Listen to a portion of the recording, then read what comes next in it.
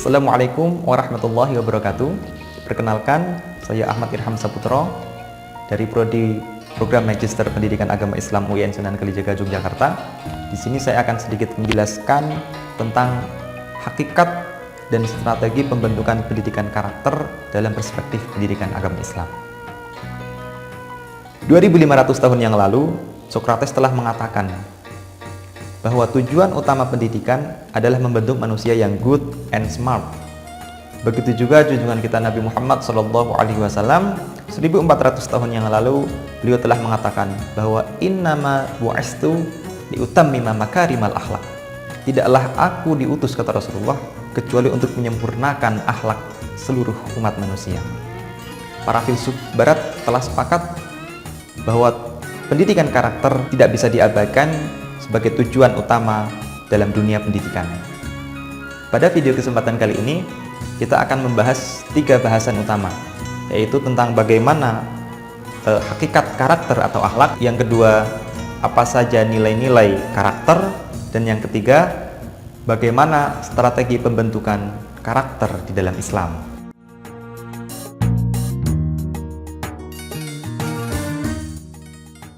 Secara bahasa, karakter ialah tabiat, watak, sifat-sifat, kejiwaan, akhlak, atau budi pekerti yang membedakan seseorang daripada yang lain. Karakter adalah sifat utama yang terukir baik pikiran, sikap, perilaku maupun tindakan yang melekat dan menyatu kuat pada diri seseorang yang membedakannya dengan orang lain. Karakter juga dapat diartikan sebagai cara berpikir dan berperilaku yang khas tiap individu untuk hidup dan bekerja sama, baik dalam lingkup keluarga, masyarakat, bangsa, maupun negara. Sedangkan pendidikan karakter ialah usaha mengukir dan mempatrikan nilai-nilai utama ke dalam diri peserta didik melalui pendidikan, endapan pengalaman, pembiasaan, aturan, rekayasa, lingkungan, dan pengorbanan dipadukan dengan nilai-nilai intrinsik yang sudah ada dalam diri peserta didik sebagai landasan dalam berpikir, bersikap, berkeyakinan, dan berperilaku secara sadar dan bebas.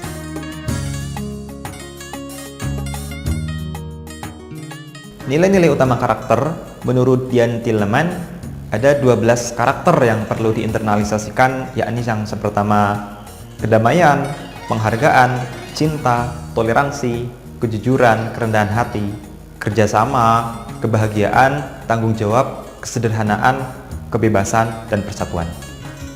Sedangkan menurut Thomas Nicolna menyatakan bahwa isi karakter setidaknya ada 10, yaitu kebijaksanaan atau wisdom, keadilan, keberanian, pengendalian diri, cinta, sikap positif, kerja keras, ketulusan hati, syukur, dan kerendahan hati. Mengelaborasi dari pendapat Tilleman dan Thomas Nicolna tersebut dan dihubungkan dengan filsafat pendidikan Islam dan nilai-nilai luhur bangsa Indonesia, maka paling tidak ada 11 nilai karakter utama yang perlu diinternalisasikan kepada peserta didik, yaitu yang pertama, nilai spiritualitas keagamaan atau ma'rifatullah. Hakikat spiritualitas ialah pandangan pribadi dan perilaku seseorang yang mengekspresikan tujuan hidup, makna, dan arti hidup.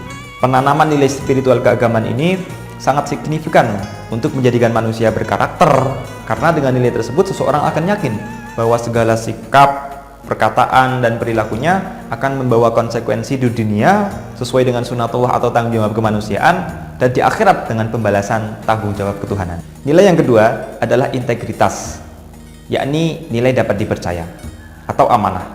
Amanah adalah segala sesuatu yang dibebankan Allah kepada manusia untuk dilaksanakan, yang tercakup di dalamnya hubungan manusia dengan Allah atau hablum minallah, hubungan sesama manusia atau hablum minannas, dan hubungan manusia dengan alam semesta atau hablum minan kaun. Nilai yang ketiga adalah nilai hormat atau menghargai.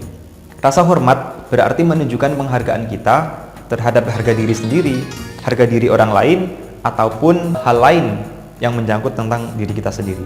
Menghormati sesama umat Islam, bahkan semua umat manusia, sangat diajarkan di dalam Islam. Sebagai contoh Rasulullah SAW, beliau bersabda, "Man kana yu'minu billahi wal yawmil akhir falyukrim dhaifahu, wa man kana yu'minu billahi wal yawmil akhir falyukrim jarahu, wa man kana yu'minu billahi wal yawmil akhir falyakul khairan aw liyasmut." Nilai karakter yang keempat adalah nilai silaturahim, yakni nilai berkomunikasi berbasis kekerabatan dan kasih sayang.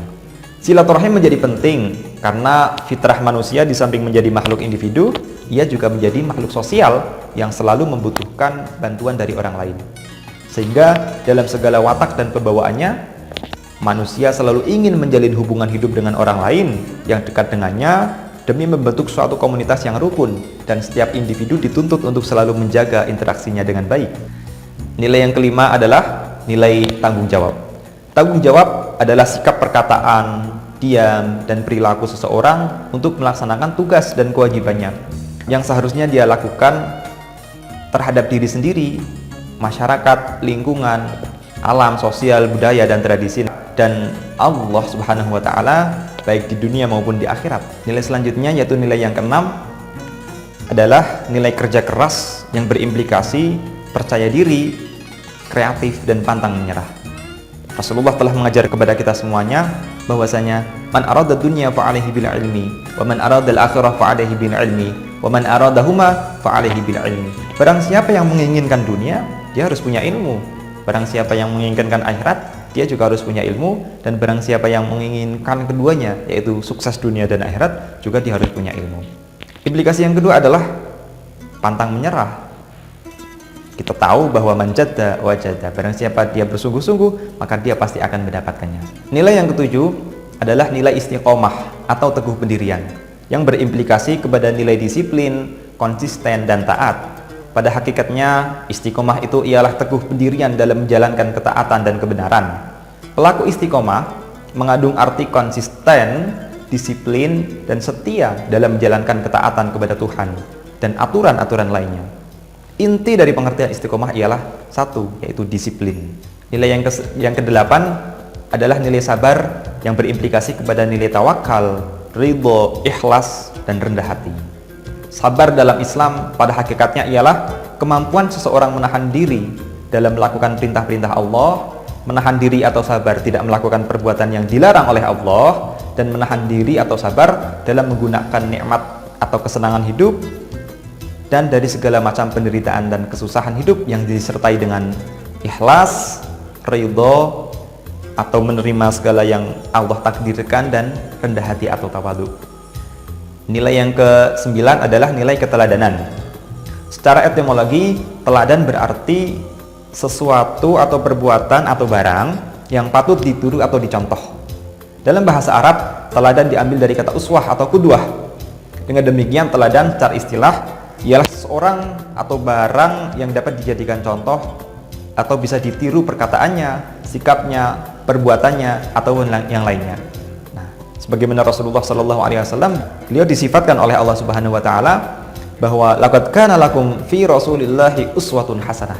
Rasulullah dinobatkan sebagai uswatun hasanah oleh Allah Subhanahu wa Ta'ala, sebagai contoh yang baik. Nilai yang ke-10 adalah nilai toleransi. Toleransi ialah bersikap menenggang rasa atau menghargai, membiarkan, membolehkan pendirian atau pendapat-pandangan kepercayaan orang lain, kebiasaan orang lain, kelakuan dan lain sebagainya yang lain atau bertentangan dengan pendiriannya sendiri. Toleransi di sini adalah toleransi dalam hal muamalah, dalam hal muasyarah, dalam hal bergaul dengan manusia yang lain. Sedangkan khusus di dalam hal agama atau dalam hal akidah, Rasulullah telah mengajarkan kepada kita bahwa toleransi di dalam beragama dengan cara tidak mengganggu ibadah orang lain, dengan tidak mengganggu keyakinan yang dianut oleh orang lain. Lakum dinukum waliyadin. Dan nilai yang terakhir atau nilai yang ke-11 adalah nilai cinta ilmu. Islam sangat menghargai ilmu pengetahuan dan mendudukannya dalam posisi yang sangat tinggi. Perintah membaca di dalam Al-Quran pada surat yang pertama kali Allah turunkan di alam dunia, pada prinsipnya adalah tuntutan agar manusia itu mencintai dan menghargai ilmu. Membaca artinya setiap orang harus membaca, baik yang tersurat maupun yang tersirat, baik membaca tekstual maupun kontekstual yang dialami oleh manusia ini selama hidup di dunia. Untuk mampu membaca secara kritis dan sampai ke tujuan tentu harus disertai dengan pemikiran, penganalisian, eksperimen, dan penelitian. Manusia diangkat Tuhan derajatnya tidak lain karena 3 hal.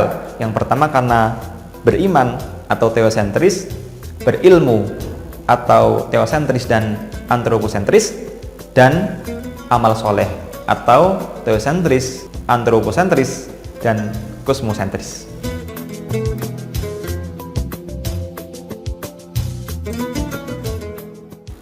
Strategi pembentukan karakter ada beberapa tahapan. Tahapan yang pertama adalah moral acting atau tindakan yang baik dengan cara pembiasaan atau habituasi dan pembudayaan.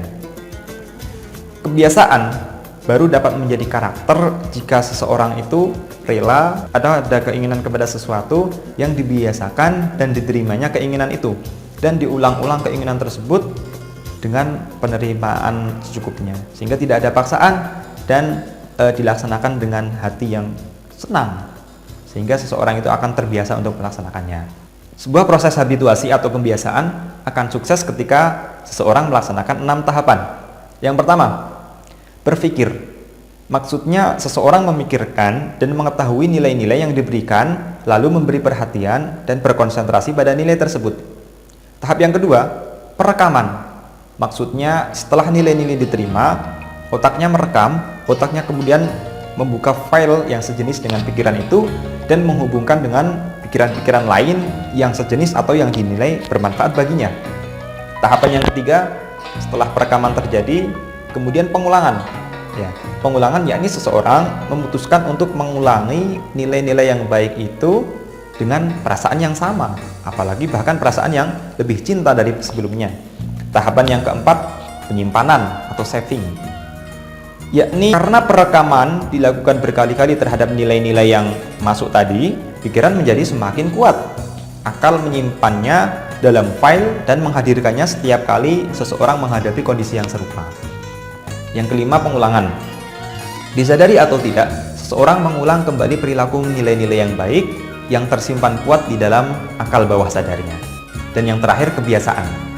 Kebiasaan akan menjadi sebuah karakter dari setiap orang, karena pengulangan nilai-nilai yang baik yang berkelanjutan, continue, dan tahapan-tahapan di atas yang dilalui, akal manusia meyakini bahwa kebiasaan ini merupakan bagian terpenting dari perilaku. Sehingga ketika seseorang itu sudah terbiasa melaksanakan sesuatu, kok dia meninggalkan satu kali saja, dia akan merasa sangat kecewa dan seakan-akan melakukan kesalahan yang besar. Tindakan pembiasaan kebaikan sangat ditekankan di dalam Islam. Tujuannya adalah agar anak terbiasa sekaligus menjadi karakternya untuk melakukan hal yang baik, sehingga ketika dia tumbuh dewasa, ia telah terbiasa melakukan dan terdidik untuk menaati Allah, melaksanakan perintah-perintah Allah, menjauhi larangan-larangan Allah, bersyukur kepada Allah, kembali kepada Allah, dan berserah diri sepenuhnya kepada Allah Ta'ala, tidak berserah diri kepada atau tidak bergantung kepada makhluk lain. Strategi selanjutnya atau strategi yang kedua adalah membelajarkan pengetahuan tentang nilai-nilai yang baik atau moral knowing. Kebiasaan-kebiasaan yang baik yang setelah dilakukan oleh seseorang atau hal yang belum dilakukan harus diberi pemahaman dan pengetahuan tentang mana tindakan yang mengandung nilai-nilai baik dan yang bermanfaat. Seorang yang sudah melakukan kebiasaan-kebiasaan baik, kemudian dia diberi ilmu pengetahuan tentang manfaat kenapa dia melaksanakan hal tersebut, kemudian apa tujuan dia melaksanakan hal tersebut, sehingga seseorang akan semakin kuat dalam melaksanakan kebiasaan yang baik itu dan akan semakin menjadi motivasi intrinsik diri beserta didik. William Kilpatrick menyebutkan salah satu penyebab ketidakmampuan seseorang berlaku baik meskipun ia telah memiliki pengetahuan tentang kebaikan itu atau moral knowing adalah karena ia tidak terlatih untuk melakukan kebaikan atau moral doing. Berangkat dari pemikiran ini, maka kesuksesan pendidikan karakter sangat bergantung pada ada tidaknya knowing, loving, dan doing atau acting dalam penyelenggaraan pendidikan karakter. Pembinaan pola pikir atau kognitif yakni pembinaan kecerdasan dan ilmu pengetahuan yang luas dan mendalam sebagai penjabaran dari sifat fatonah Rasulullah SAW. Seorang yang fatonah itu tidak saja cerdas, tetapi juga memiliki kebijaksanaan atau kearifan dalam berpikir dan bertindak. Mereka yang mempunyai sifat fatonah mampu menangkap gejala dan hakikat di balik semua peristiwa. Strategi berikutnya adalah moral feeling dan loving atau merasakan dan mencintai yang baik. Lahirnya moral feeling berawal dari mindset atau pola pikir Pola pikir yang positif terhadap nilai-nilai kebaikan akan merasakan manfaat dari perilaku yang baik itu. Jika seseorang sudah merasakan nilai manfaat dan melakukan hal yang baik yang akan melahirkan rasa cinta, jika seseorang sudah mencintai hal yang baik, maka segenap dirinya akan berkorban demi melakukan hal yang baik itu. Walaupun dia harus bangun tengah malam misalkan untuk melaksanakan sholat tahajud, walaupun tengah malam itu dingin, walaupun dia masih dalam keadaan ngantuk, karena dia cinta dengan tahajud, karena dia cinta untuk melaksanakan sholat-sholat sunnah, apapun kendalanya akan tetap dia laksanakan. Karena apa? Sudah terjadi pembiasaan, sudah tahu bahwa manfaat tahajud itu adalah baik, sangat luar biasa, dan dia merasa cinta terhadap kebiasaan sholat tahajud tersebut. Dia sudah mulai punya moral feeling and loving. Strategi yang selanjutnya atau strategi yang keempat adalah keteladanan atau moral modeling dari lingkungan sekitar. Salah satu makna hakiki dari terma tarbiyah atau pendidikan adalah mencontoh. Memang fitrah manusia pada dasarnya ingin mencontoh dan meneladani dari pihak lain.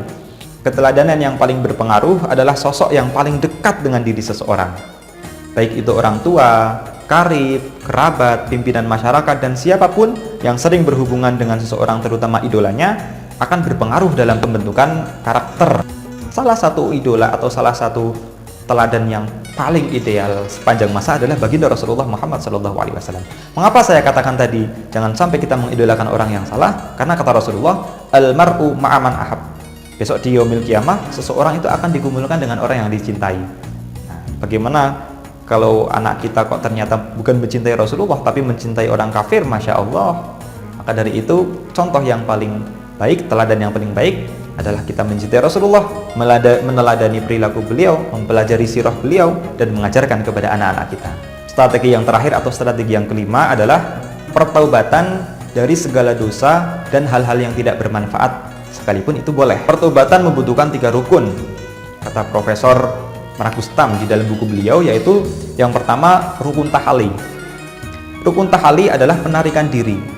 Sang hamba yang menginginkannya dirinya kembali kepada kebenaran haruslah menarik diri dari segala yang mengalihkan perhatiannya dari kebenaran itu dengan penuh penyesalan, berhenti total dari perbuatan dosa dan tindakan yang tidak bermanfaat, dan bertekad melakukan kebaikan di masa yang akan datang. Kemudian rukun yang kedua adalah rukun tahali. Rukun tahali berarti berhias dengan perilaku terpuji. Setelah seseorang mengosongkan hatinya dari perbuatan dosa, dari perbuatan maksiat, kemudian dia mengisi aktivitasnya, mengisi hari-harinya dengan perbuatan terpuji, dengan akhlakul karimah, dengan kebiasaan-kebiasaan yang baik. Setelah seseorang mengisi aktivitasnya dengan perbuatan baik, dengan akhlakul karimah, kemudian dia melaksanakan rukun yang ketiga, yaitu rukun tajali. Rukun tajali adalah seseorang hatinya terbebaskan dari tabir atau hijab, yaitu sifat-sifat kemanusiaan yang tidak benar, atau memperoleh cahaya yang selama ini tersembunyi, ghaib atau fana, yakni cahaya Allah. Jadi ketika seseorang itu sudah bertaubat, hatinya sudah dibersihkan, aktivitas-aktivitasnya sudah terhiasi dengan akhlakul karimah, Allah akan membukakan hijab kepada hamba tersebut, sehingga dia bisa mengetahui apa yang tidak manusia umumnya ketahui. Inilah orang istimewa, inilah manusia yang sudah mendapatkan makom yang tinggi di sisi Allah Subhanahu wa Ta'ala. Sekian video pada kesempatan kali ini. Jangan lupa like, share, and subscribe apabila video ini bermanfaat. Teruslah belajar dan berkarya untuk membangun bangsa yang berintegritas, mandiri, dan berakhlak Islami. Assalamualaikum warahmatullahi wabarakatuh.